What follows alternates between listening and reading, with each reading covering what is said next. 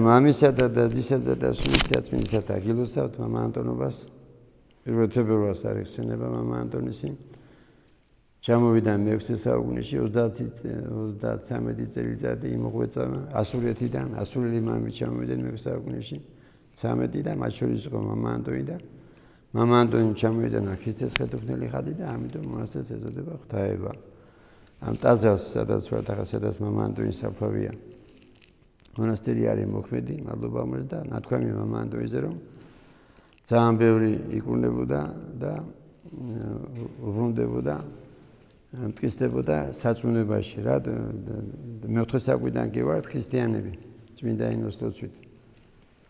პირველ საუკუნიდან მოციქულები იყვნენ, მე-4 საუკუნიდან ქრისტიანობა გახდა სახელმწიფო რელიგია, მაგრამ მე-6 საუკუნეში საქართველოს ქართველები იყოფებოდა ირანის ზეგავლენის ქვეშ. ირანელები იყვნენ კიდე ცეცხლ თაყვანისმცემლები და ამ 13 ასურელი მამების დროს მათ შორის მამა ანტონისაც დიდი მნიშვნელობა ჰქონდა ქართველებისთვის, წმენისათვის, ცოცხალი წმენისათვის. და დღეს კიდევ დიდი ზეგავლენა ხდება მასმედიით ადამიანებზე, ითესება სიძულვილი სხვადასხვა პოლიტიკური მოსაზრებების გამო და თუ სიძულვილით მოკვდებით, ვერ გადარჩებით და ღმერთმა მამა ანტონის ლოცვით მოხდეს ცოცხალი წმენა, სიყვარულის ნობა.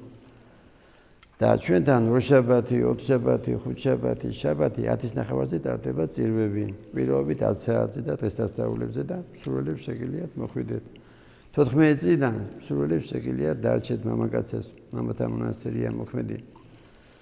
და ოთხშაბათობით წირვის შემდეგ 10-ის ნახევარზე იწყება წირვა, ტარდება პარაკლისი მამა ანტონისადმი.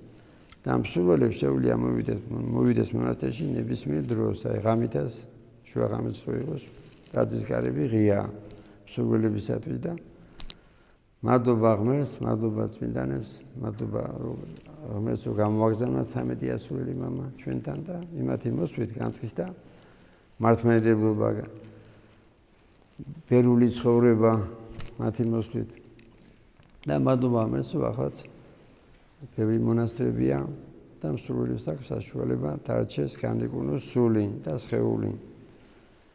ღმერთმა გაგახაროთ ჩვენთან არს ღმერთი.